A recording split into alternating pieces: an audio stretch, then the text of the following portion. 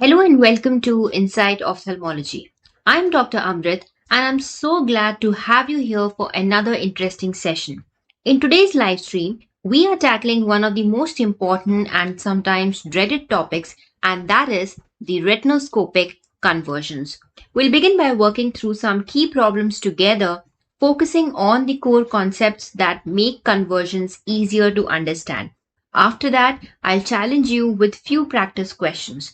Now you'll have 1 minute to solve each and then I'll walk you through the correct answer. By the end of this video, I truly believe that you'll feel much more confident in mastering these retinoscopic conversions. So let's begin and start by solving this problem together. So this is the retinoscopic cross of a patient and we need to convert this following cross into a spherocylindrical prescription or a spherocylindrical format. So let me try to explain it to you. So this that you see over here is known as a retinoscopic cross. Now, when you do retinoscopy, this is how you basically note down your findings. And in this, you can see that the patient actually has +3 diopters of power needed at 90 degrees or the vertical meridian, and the patient needs about +4 diopter at horizontal meridian, that is the 180 degrees meridian. Now, how do we basically prescribe to this patient? We usually are going to give it in a spherocylindrical format. So first we have to choose our sphere. Here we are going to choose the one which is of lower value, and that is +3 diopter. So let's say that we choose a sphere of +3 diopter spherical. Now what does this mean? It means that a sphere basically acts in all the meridians. That means it's going to act at 90, it's going to act at 180 and all the meridians in between. So here you will have +3 acting, here +3, +3, +3 everywhere. Okay, now this solves the problem at 90 degree or the vertical meridian, but what about the horizontal meridian? The patient needs +4 at the horizontal meridian, but we have given him a sphere, so that is going to act at 180 degree or the horizontal meridian, but the patient still needs an extra +1 power, right? So that extra +1 diopter you can give in the form of cylinder.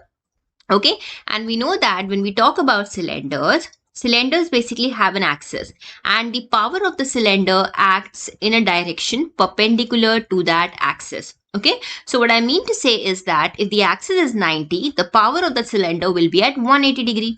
Here we want the cylinder to act at 180 degree. That means the axis of the cylinder will be where? It will be 90 degrees apart from that. That is at 90 degrees. Okay, so I hope that was clear, right? So that is basically the answer here. So +3 diopter sphere, +1 diopter cylinder, and the axis of that cylinder will be 90 degrees. Okay, now here since the cylinder is in plus power, this is known as a plus cylinder prescription or plus cylinder notation. Okay, now we can also give the patient another prescription which means almost similar to this, and that prescription is a minus cylinder prescription. Now, how do we arrive at it?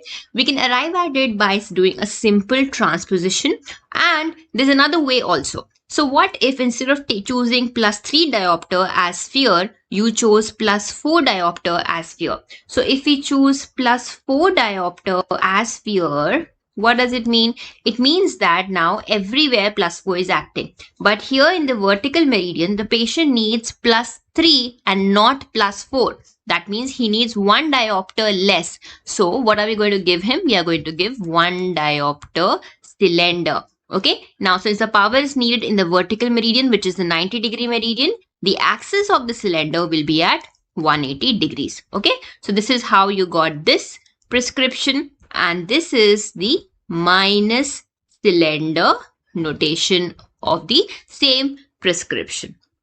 All right. So this is very important. Now, a very easy way to do is that you select your first sphere and then you subtract algebraically the sphere from the power which is present across the other meridian. So what I mean to say is if you have chosen +4 diopter sphere as a sphere, you simply subtract 4 diopter, you simply subtract 4 diopters from the plus 3 diopters. So plus 3 diopters and minus 4 diopters. So you get this cylinder that is minus 1 diopter cylinder. I hope that was clear. Alright, let's do another question here. So convert this notation now into a spherocylindrical format. Alright, so here you can see the patient has minus 3 diopter acting at 90 degree, or what I mean to say is minus 3 diopter requirement at 90 degree meridian or the vertical meridian, whereas at the horizontal meridian the requirement is minus 5 diopter. Okay, let's choose our sphere. First of all, let's take the sphere to be, say, minus 3 diopter spherical. So what does it mean? It means that everywhere your minus 3 diopter is going to act, it's also going to act at the horizontal meridian, that is here. However, the patient needs minus 5. So what you simply do, you simply subtract that from minus 5. So minus 5 and minus of minus 3. So this is an algebraic sum. So minus minus become plus. So you get minus 5 plus 3. So net is what? Minus 2 diopter. Okay. So minus 3 minus 2 diopter cylinder. That is how you get your cylinder. But the cylinder has to act at 180. Therefore, the axis of cylinder will be at 90 degrees. Alright. Okay, so over here, this one is what notation? This is basically your minus cylinder notation. Okay, now what I want you to do is, I want you to basically calculate the plus cylinder notation for this patient, and for this, we would give you about 1 minute. Okay, so timer starts now.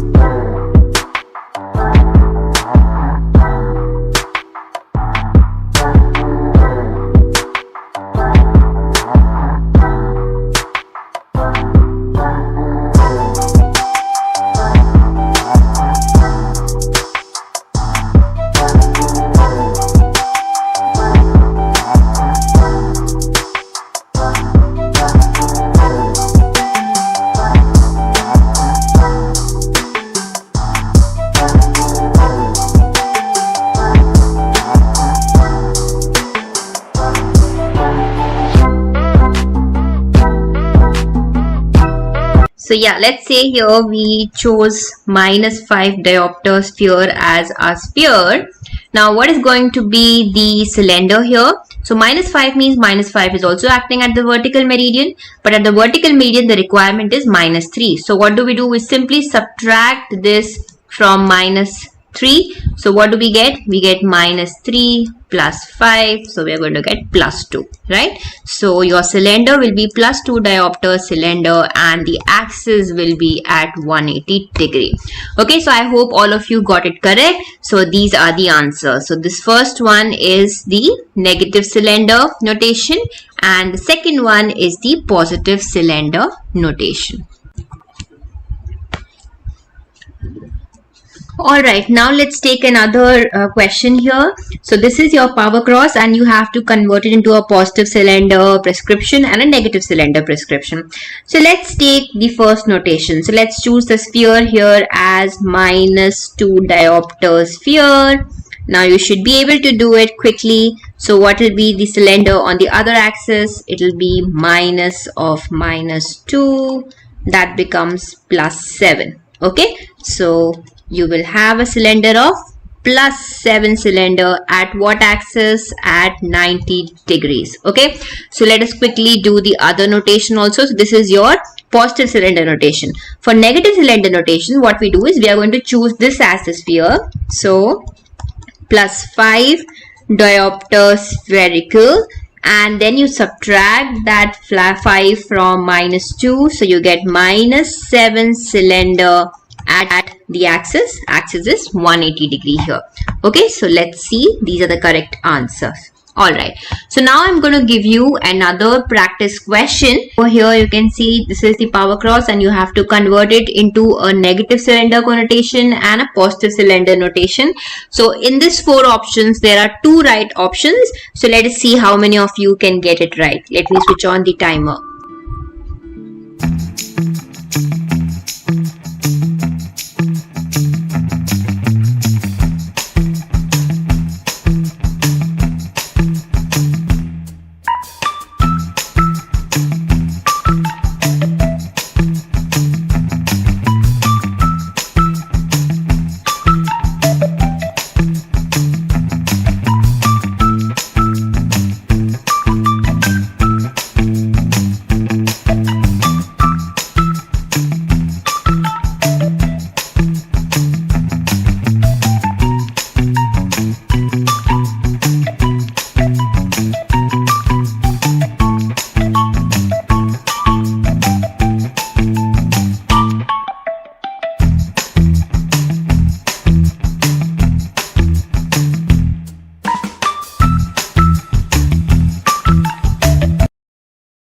Alright, the time is up and let's see the correct answer here. So these two, option A and option B, are the correct answer.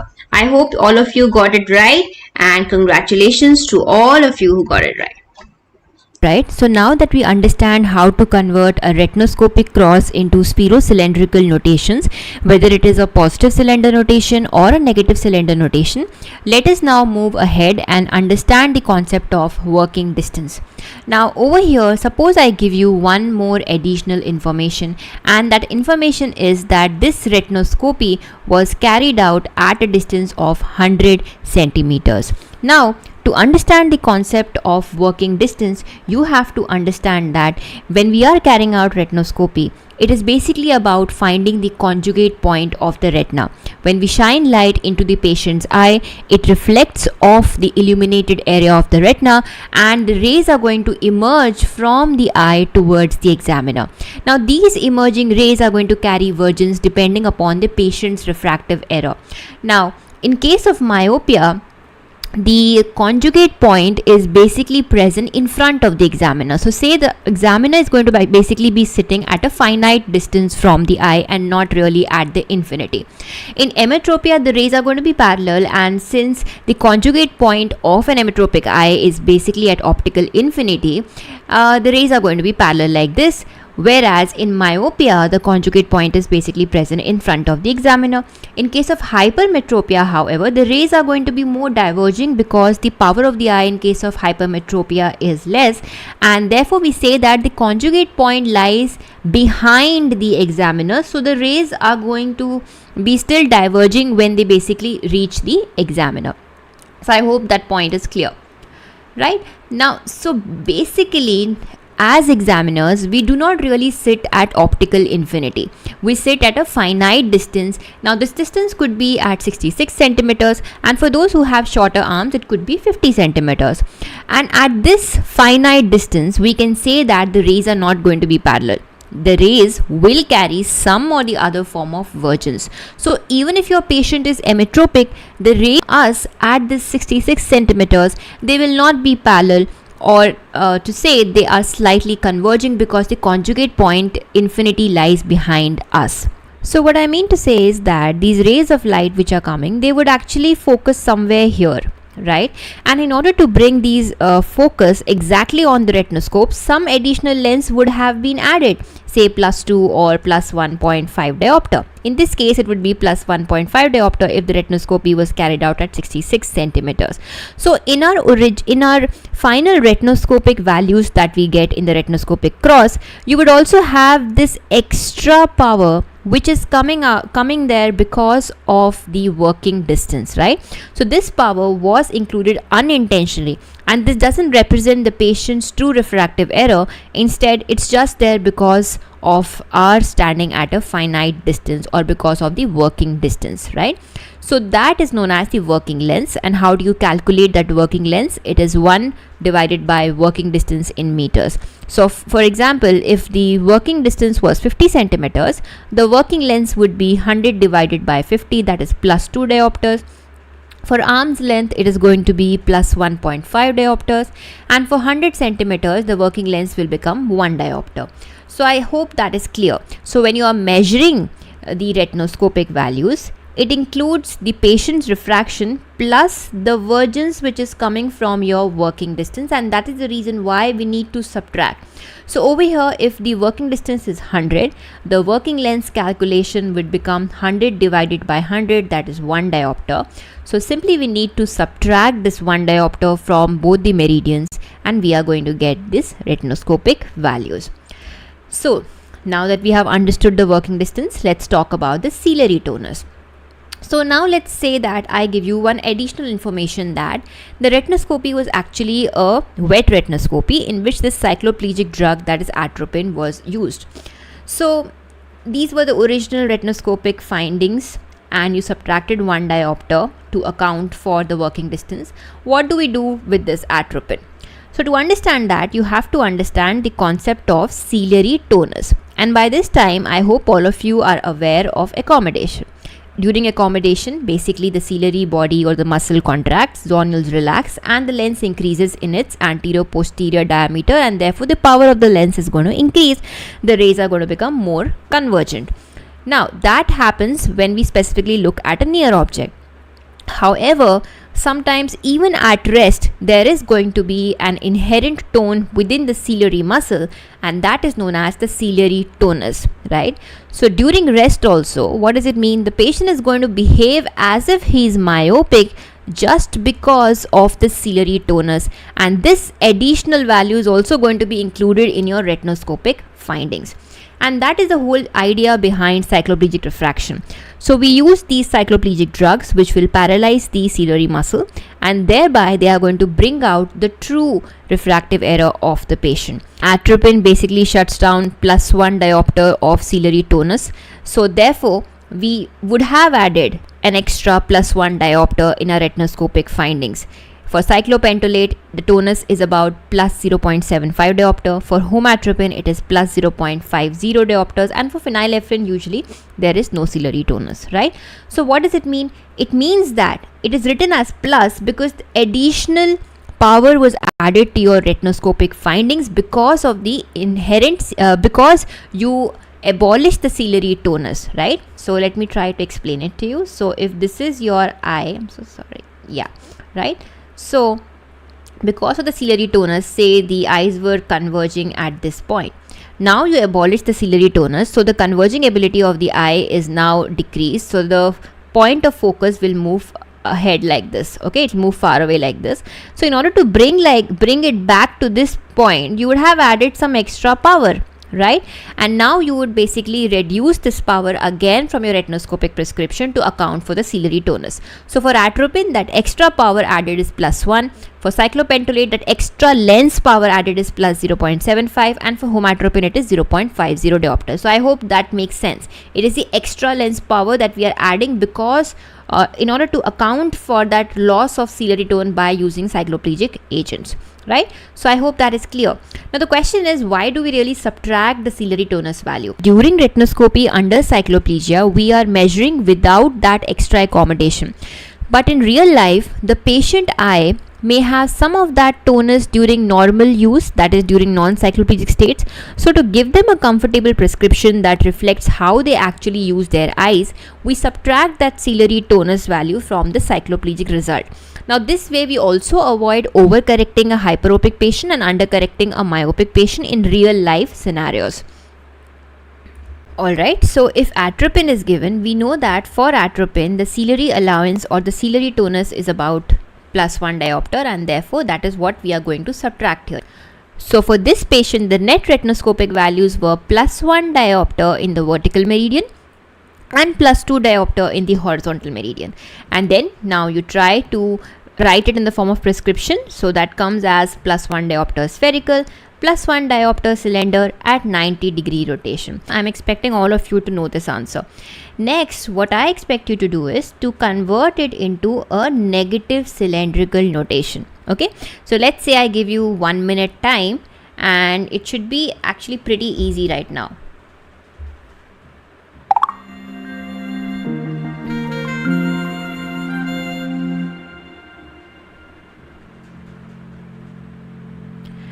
Actually, you can also carry out a simple transposition. Both of our videos on simple transposition and toric transpositions are available on the channel, so you can do that.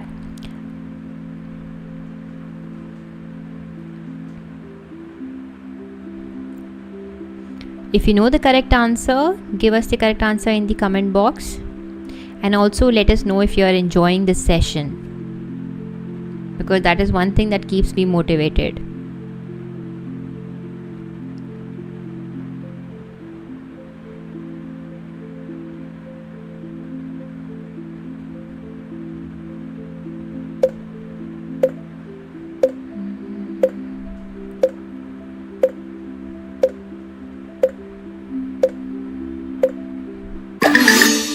Alright, time is up, and let's see the correct answer. The correct answer here is, let me just clean it up. Yeah, so the correct answer is +2 diopter spherical, -1 diopter cylinder at 180 degrees. So you can calculate from the cross or you can do simple transposition. Right. So now that we have understood the spherocylindrical format, conversion, ciliary tonus, working distance, now it's time to practice some of the MCQs.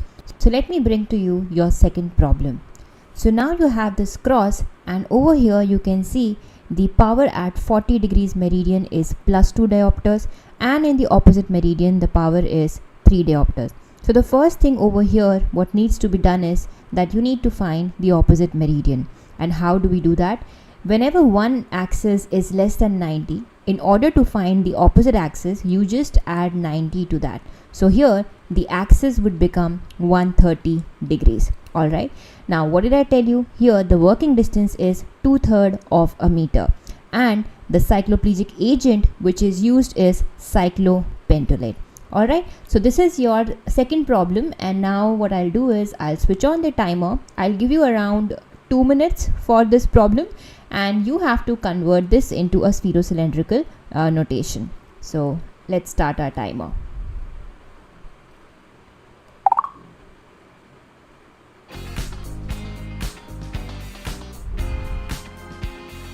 I've already told you the two meridians, one is 40, one is 130 degree. You have to find the working lengths, and you also have to find out the ciliary tonus for cyclopentolate.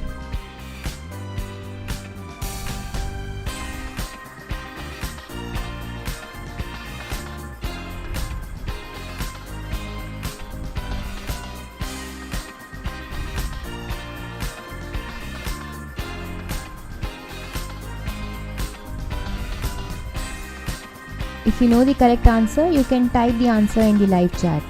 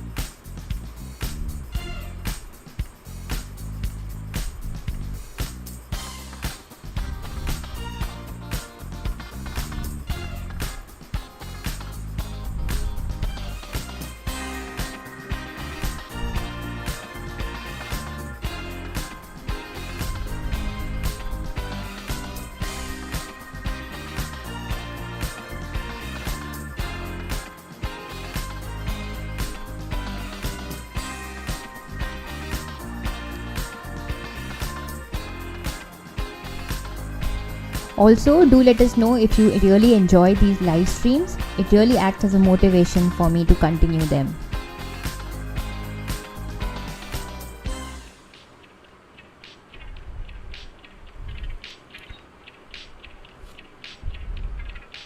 So alright, your time is up. Now let's try to solve this problem. So over here I told you that one meridian is 40 degrees, and the retinoscopic finding at 40 degree meridian is +2 diopters. At 130 degree meridian, the findings are +3 diopter. For 2/3 of a meter, it basically means 66 centimeters, right? Now, for this distance, if you have to calculate the working distance would come to be about 1.5 diopters. And the ciliary tonus of cyclopentolate is about plus 0.75 diopters. So now we are going to do is, we are going to subtract the working distance, that is 1.5 diopter, and subtract the ciliary tonus of cyclopentolate from both the meridians. Doing so, we will get about 0.25 diopter at 130 degree meridian, and we will get minus 0.25 diopter at 40 degree meridian. Once you know so these are basically your net retinoscopic values.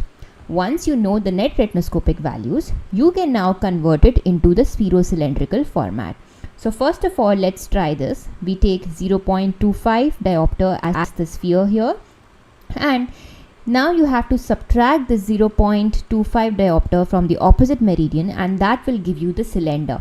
So in this case, the cylinder that we get is plus 0.50 cylinder at 40 degree meridian, because the cylinder is always going to act 90 degrees apart.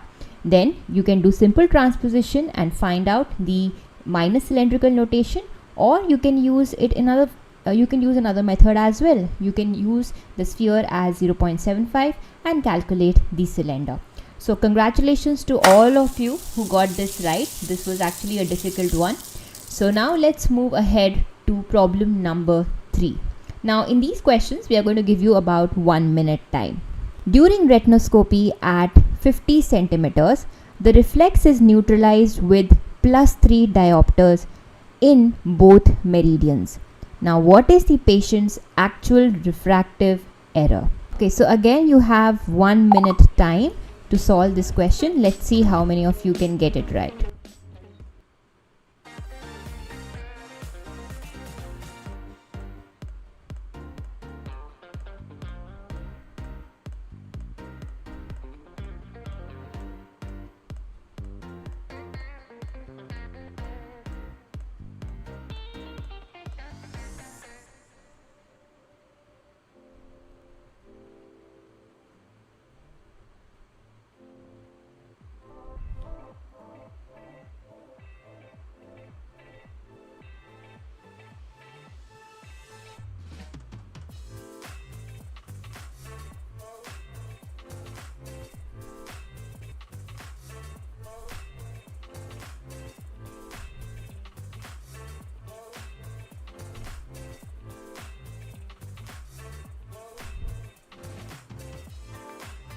Alright, so time's up and let's solve this. So we are given information that your gross retinoscopic values are +3 diopters in both the meridians. Now what does this tell you? This tells you that patient only has a spherical refractive error and no cylinder. Now simply only the working distance is given here. The working distance is 50 centimeter. So to calculate the working length, you will just divide it by 100 and you get 2 diopters. Now what you have to do, you just have to subtract 2 diopters from both the meridians, and what are you going to get? You're going to get +1 diopter at both the meridians. So what is the actual spherical refractive error here? And the answer is +1 diopter. Congratulations to all of you who got it right. Okay, so moving on, this is another question. What is the divergence of light rays coming from the patient's eye when viewed at a working distance of 66.7 centimeters? Very easy. Let me start the timer.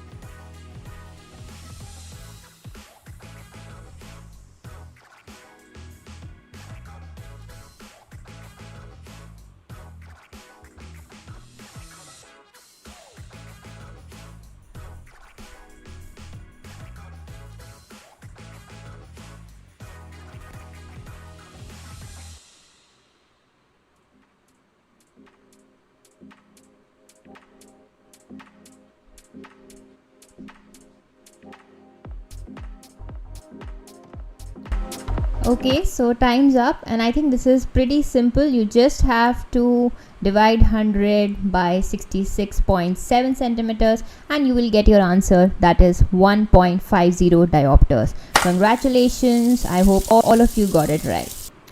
So this is another question. In the power cross, the neutralizing lenses are +1 diopter at 180 degree, +2 diopter at 90 degree with the working distance of 1 meter. What is the final prescription in the minus cylinder format? Okay, so for this question I would give you around 2 minutes. So your timer starts now.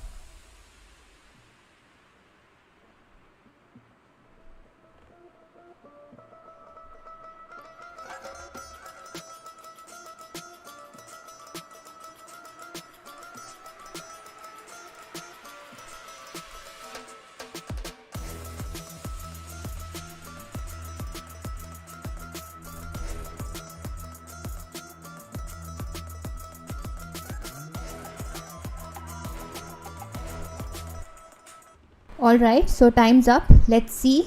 So here at 90 degree we have plus 2 diopters, and at 180 degree we have plus 1 diopter. This is known as the gross retinoscopic findings. Here only the working distance is given, and therefore the working length here would be 100 divided by 100, because 1 meter is 100 centimeters. You simply subtract 1 diopter from both the meridians, and what you get, the net retinoscopic value over here will be plus 1 diopter at 90 degrees and 0 at 180 degrees, right? That is plano. Next, what we have to do is we have to convert this into a spherocylindrical format.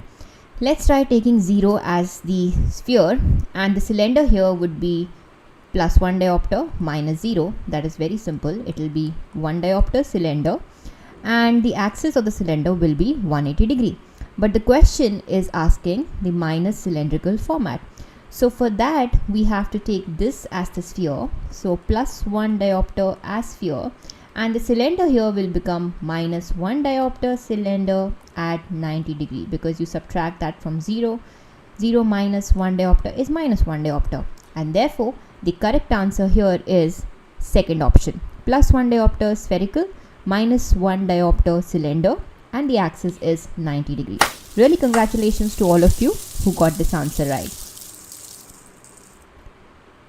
Okay, we have another question.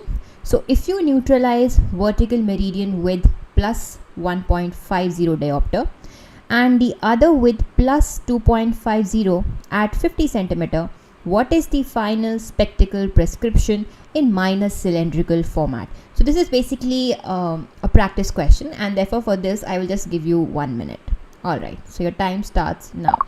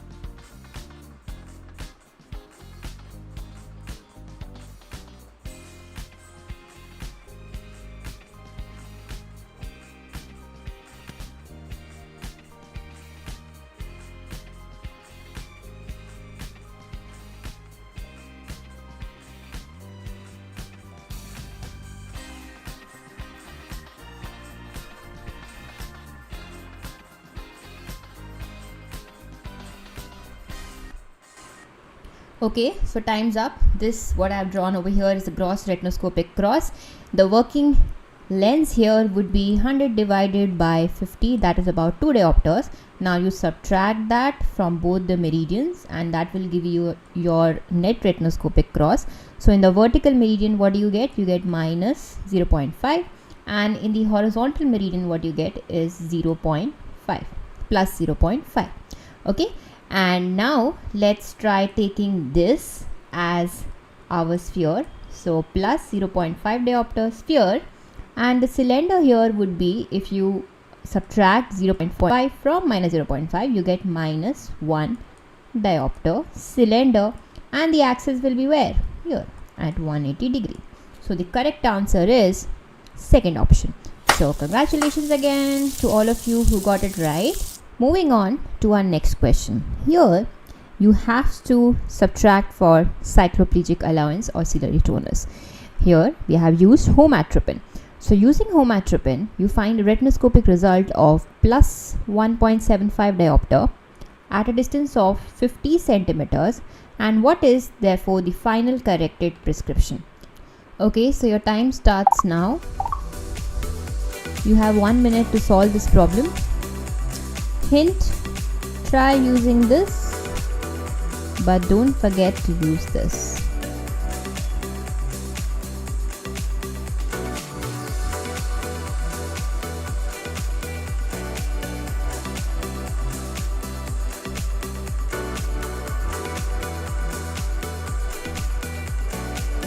Pretty simple, this question.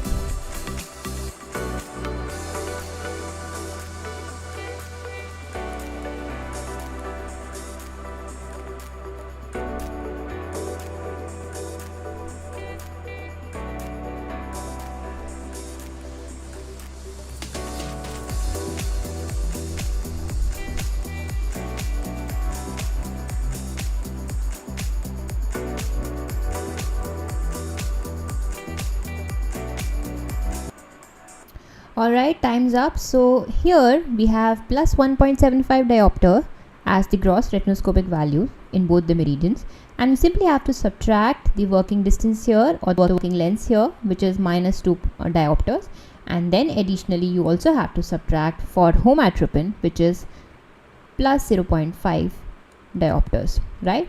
And the correct answer after subtracting both of them would be minus 0.75 diopter. So congratulations to everyone who got it right. Okay, moving ahead, we have this question over here. You can see the retinoscopic cross, you can see the working distance, and you can also see the cycloplegic agent that has been used. And for this question, I want you to write down both the plus cylindrical prescription and the minus cylindrical prescription. Okay, so I'll give you, I think, 2 minutes for this, and your time starts now.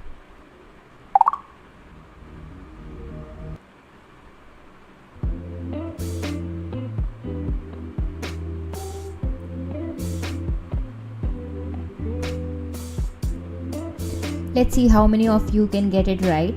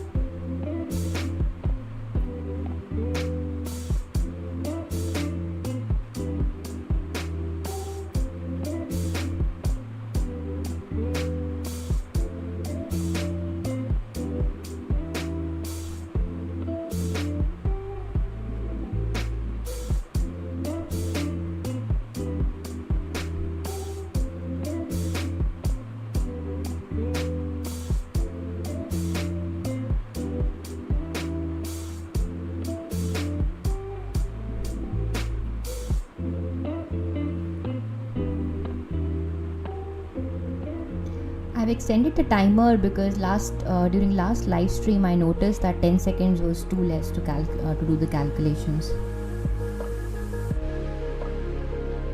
Anyways, you have 10 seconds left.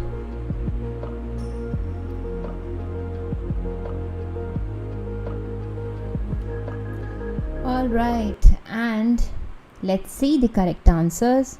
The correct answer in minus cylindrical format is plano, minus 1 cylinder at 180 degree, and plus cylindrical format is minus 1 diopter spherical plus 1 cylinder at 90 degree. I hope all of you got it, and for those who still couldn't make it, let me try to explain it to you. It is very simple. Here the working distance is 0.5 meters, right? So 100 divided by 50, that is because 0.5 meter is nothing but 50 meters, right? So you get how much? You get 2 diopters. That means you have to subtract 2 diopters from both these things, and you will get plus 1 diopter here, and you will get 0. For atropine, the ciliary allowance is minus 1, plus 1, so you subtract that. So at 180 degree, so you can actually write it like this. So at 180 degree, and this is 90 degree. So at 180 degree, ultimately what are we getting? We are getting 0 diopters or plano. And at 90 degrees, what are we getting? 0 minus 1. So 1 minus 1 diopter, right? And from this, then you have to calculate your plus cylindrical prescription and negative cylindrical prescription. Let's calculate the plus cylindrical prescription. So 0 diopter is nothing but plano, right? So 0 diopter, and this cylinder will be minus 1 diopter, and the axis of the cylinder will be now 180 degree. And for the so this is the minus cylindrical prescription, and for the plus cylindrical prescription, what do?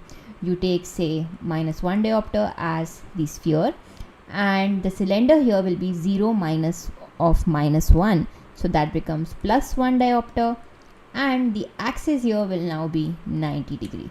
Okay, so that is how we got these answers. So I hope that was clear.